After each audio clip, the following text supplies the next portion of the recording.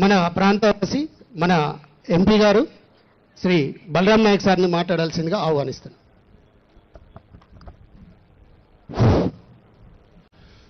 సభకు నమస్కారం. వేదికపై ఉన్న పెద్దలందరికీ కూడా పేరు పేరున ధన్యవాదాలు. అదేవిధంగా ములుగు వెంకటాపురం ములుగు యొక్క నియోజకవర్గం ప్రజలు వెంకటాపురం ప్రజలకందరికీ కూడా పాదాభివందనాలు. అదేవిధంగా మీడియా సోదరులకు పోలీస్ డిపార్ట్మెంట్ అందరికీ కూడా పేరు పేరున ధన్యవాదాలు. అదేవిధంగా గౌరవనీయులు ఈ జిల్లా అధ్యక్షుడైన అశోక్ గారికి, అదేవిధంగా గౌరవనీయులైన పెద్దలు పూజ్యులు భూభారతిని ప్రవేశపెడితే తప్ప ఆయన రెవెన్యూ మినిస్టర్ అయినప్పటి నుంచి శ్రీనివాసన్న గారికి భూభారతి ప్రవేశపెడితే తప్ప ఈ ధరణి అనేది తీసేసి భూభారతిని పెడితే తప్ప ప్రజలు బాగుపడతారు, రైతులు బాగుపడతారు.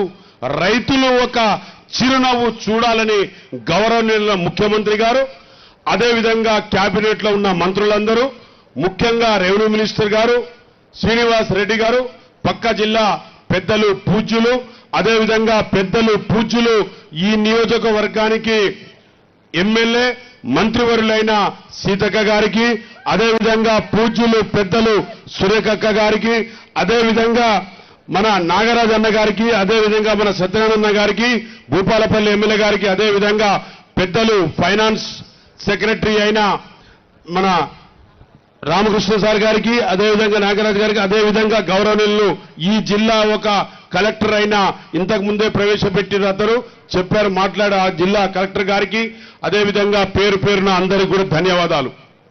భూభారతి గురించి వీరంగా అక్కగారు చెప్తారు, అదేవిధంగా మంత్రివర్యులు కూడా చెప్తారు. ఇంతకు ముందు కూడా సత్యనారాయణ గారు కూడా చెప్పడం జరిగింది. కాబట్టి భూభారతి చట్టంను తీసుకొచ్చిన పెద్దలకందరికీ, అదేవిధంగా గౌరవనీయుల ముఖ్యమంత్రి గారు, క్యాబినెట్ ఉన్న మంత్రి గారు సీతక్క గారు మా నియోజకవర్గానికి అదేవిధంగా ఆదిలాబాద్ పెడితే బాగుంటుందని ప్రపోజల్ చేసిన సీతక్క గారికి మరోసారి నా ప్రత్యేకంగా ధన్యవాదాలు అందరి తరపు నుంచి. అందులో వెంకటాపురం పెట్టి ఈ విధంగా అంతా సస్యశ్యామలుగా ఉండాలని ఒక భావి పౌరులుగా మీరందరికీ కూడా సరిదిద్దే విధంగా ఎడ్యుకేషన్ కానివ్వండి, ఇవాళ సన్న బియ్యం కానివ్వండి, అదేవిధంగా అన్ని రకరకాలుగా కూడా ఈ ముందుకు తీసుకొస్తున్న మన గౌరవనీయుల శ్రీనివాసరెడ్డి గారికి, అదేవిధంగా ఇంతకుముందు కూడా చెప్పిన పెద్దలందరికీ వాళ్ళు వివరంగా చెప్తారు.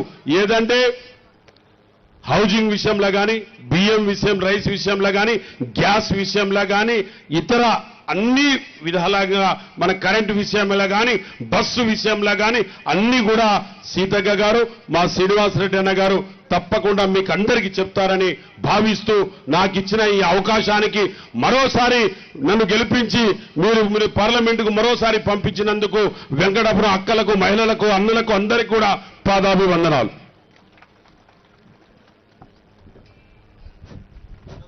ధన్యవాదాలు ఎంపీ గారు. ఈ కార్యక్రమం ద్వారా భూభారతి చట్టం ద్వారా లబ్ధి పొందుతున్న రైతు మన మధ్యనే ఉన్నాడు. కందికొండ మొగిలి గారు ఎలా లబ్ధి పొందాడు, ఆయనకు సంబంధించి